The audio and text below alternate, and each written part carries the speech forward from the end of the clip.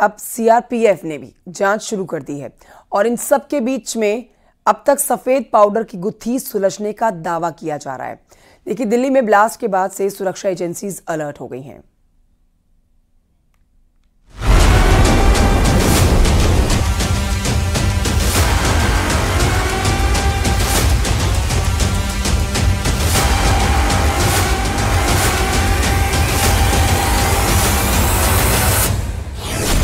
दिवाली से कुछ दिन पहले इस ब्लास्ट ने दिल्ली को डराने की कोशिश जरूर की।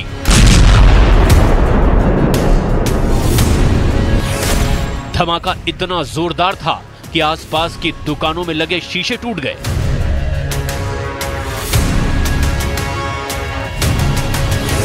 आसमान में धुएं का गुबार उठने लगा और वहां अफरा तफरी मच गई।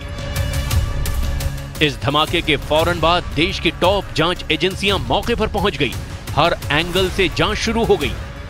इस ब्लास्ट के बाद देश की जांच एजेंसियां पड़ताल में जुट गई हैं और अलग अलग एंगल तलाश रही हैं। मसलन नक्सली attack, Khalistani link, Pakistani terror या फिर कोई और सिरफिरी साजिश।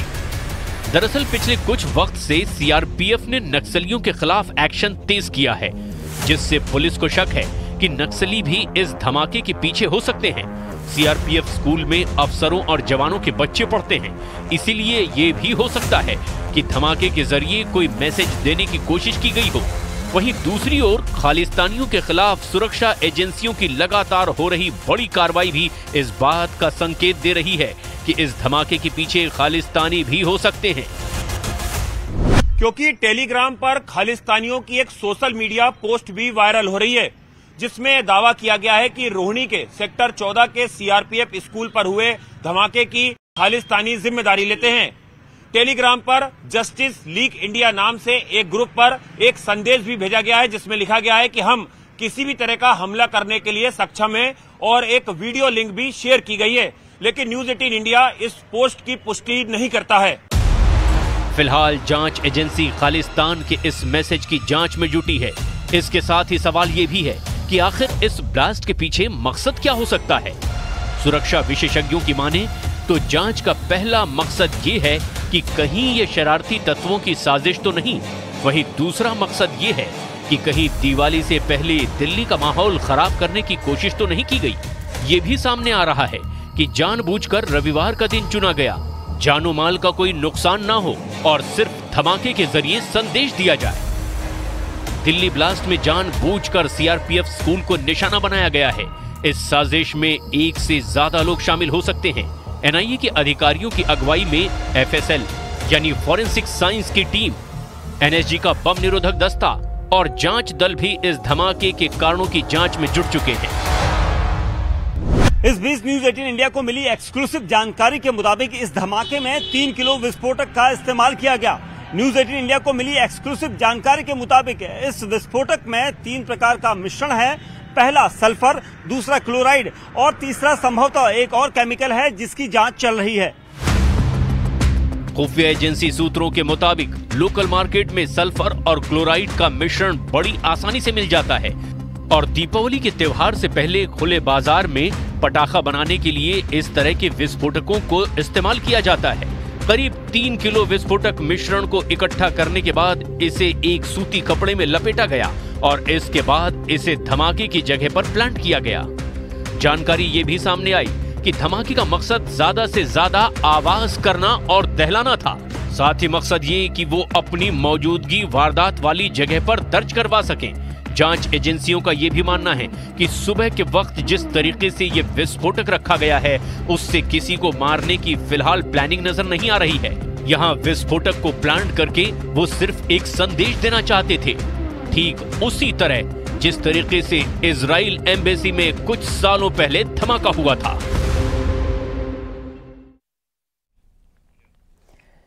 बढ़ते आगे आपको बताते हैं, बहराइच में अभी भेड़ियों का खौफ खत्म भी नहीं हुआ है कि एक बार फिर से 2 आदमखोर जानवरों के हमले से लोग परेशान हो गए हैं। पूरे इलाके में खौफ का माहौल है। रिपोर्ट देखिए।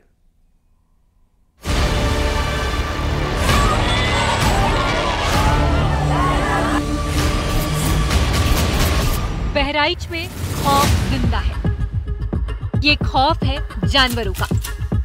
वो जंगली जानवर जो लगातार लोगों को शिकार बना रहे। बहराइच में अब भी लोगों के दिलो दिमाग में भेड़ियों के आतंक का डर कायम है। भेड़ियों के हमलों की याद अब भी ताजा है, लेकिन अभी भेड़ियों के अटैक को लोग भूले भी नहीं हैं कि एक बार फिर आदमखोरों ने हमला शुरू कर दिया है। इस बार हमला किया है तेंदुए ने। तेंदुए के हमले में किसान की मौत हो गई। सुजौली थाना क्षेत्र की ये वारदात है। किसान गन्ने की खेत में चारा काटने गया था, तभी खेत में पहले से मौजूद तेंदुए ने हमला बोल दिया, जिससे किसान की मौके पर ही मौत हो गई। लोगों ने वन विभाग को सूचना दी है, जिसके बाद वन विभाग ने तेंदुओं की तलाश शुरू कर दी, लेकिन अब तक इस आदमखोर तेंदुए का कोई सुराग नहीं मिल पाया है।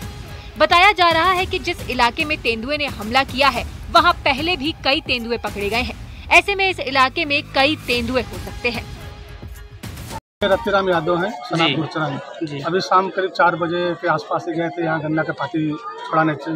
इस समय गांव में चारा नहीं है, तो गन्ने के पाती ही लाके जानवरों को खिलाते हैं जी। तो एक ईश्वर दिन का खेत है, उसी में गन्ना के पाती छुड़ा रहे थे, पीछे से शेर आकर आक्रमण कर दिया।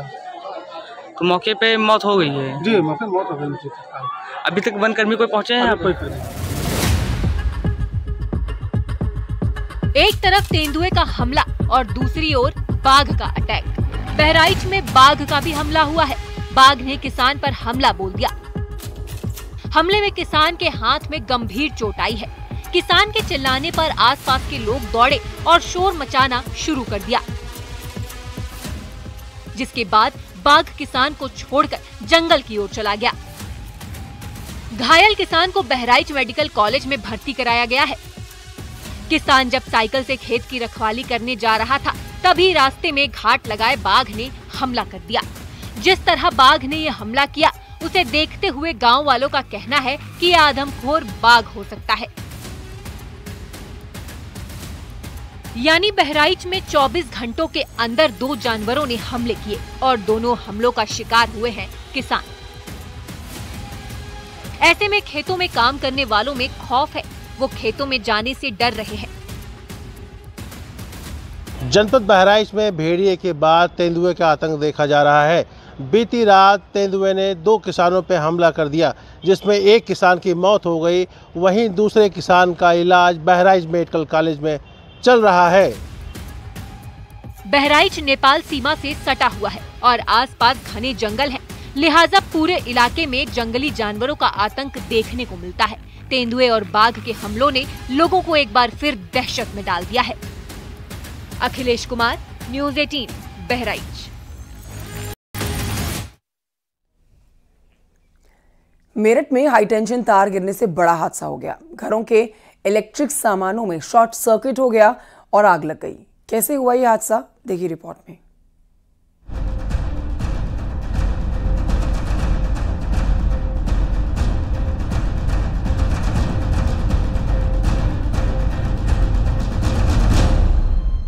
पंखे जल गए, बल्ब जल गया, एसी फूक गया, अलमारी जल गई। देखिए इन तस्वीरों को। इन घरों का ये हाल हुआ है हाई टेंशन लाइन का तार गिरने से। मेरठ में हाई टेंशन तार टूटने से लोगों के घरों के बिजली के सारे सामान जल गए। मवाना के बाईपास इलाके की ये घटना है। कॉलोनी में जिम के ऊपर से जा रही हाई टेंशन तार टूट गई और लाखों का नुकसान हो गया। लोगों का कहना है कि अचानक बहुत तेज ब्लास्ट हुआ और मकान में लगे एसी, फ्रिज, कूलर, पंखे और लाइट जलकर खराब हो गई। ब्लास्ट इतना तेज था कि लग रहा था जैसे कोई धमाका हुआ हो। सुबह लगभग 3:30 बजे का समय था। हमारे मकान से लगभग थोड़ी सी दूरी पर बराबर में ही 33,000 की लाइन जारी है। 33,000 की लाइन जारी है। वो लाइन का तार बीच में से टूट गया है। टूटने के कारण उस तार से पूरे मकान में ब्लास्ट हो गया है।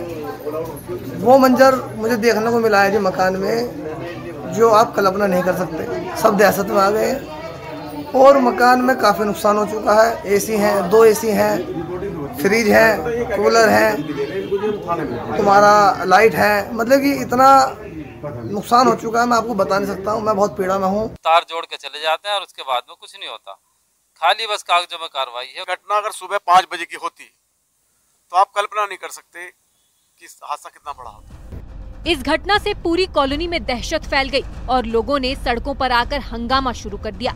जिम चलाने वाले के मुताबिक ये लाइन 3 बार टूट चुकी है और हर बार इसी तरीके से नुकसान होता है। सवाल ये है कि बार बार ऐसा हादसा हो रहा है, लेकिन फिर भी हाई टेंशन लाइन को घरों के ऊपर से हटाया क्यों नहीं जाता? देखिए, जैसे ही ये तार घरों के ऊपर गिरा, घरों की इलेक्ट्रिक वायरिंग में हाई वोल्टेज करंट दौड़ गया, जिसका नतीजा ये हुआ कि घरों में रखे इलेक्ट्रिकल सामान की वायरिंग जलकर खाक हो गई। पश्चिमी उत्तर प्रदेश के मेरठ में एक मकान पर 33,000 किलोवाट की लाइन गिर गई है। आप देख सकते हैं ये नजारा, ये 33,000 किलोवाट की लाइन है जो एक जिम के ऊपर गिर गई है। अचानक पूरे मोहल्ले की लाइटें फूक गई, किसी का पंखा चला गया, किसी का मीटर फूक गया और किसी का एसी फूक गया है। पूरे मोहल्ले के लोग आक्रोशित हैं। बिजली विभाग की बड़ी लापरवाही का आरोप यहाँ पर लगा रहे हैं लोग। देखिए, इस हादसे की वजह से कई लोगों की जान खतरे में थी। अच्छी बात ये रही कि कोई भी इस हाई टेंशन तार की चपेट में नहीं आया, वरना जान भी जा सकती थी। इस हादसे के बाद पूरे इलाके में दहशत है और लोग मांग कर रहे हैं कि फौरन हाई टेंशन लाइन को यहां से शिफ्ट किया जाए। 1 साल में 3 बार लाइन टूटना और उसके बाद अब अधिकारी आश्वासन दे रहे हैं कि जल्द ही लाइन शिफ्ट कर दी जाएगी। अगर ये पहले कर दिया गया होता तो शायद हादसा ना होता। कैमरामैन शिव सुदन के साथ न्यूज़ 18 के लिए निखिल अग्रवाल, मेरठ। एक छोटे से ब्रेक के लिए यहाँ रुक रहे हैं, जल्द लौटेंगे।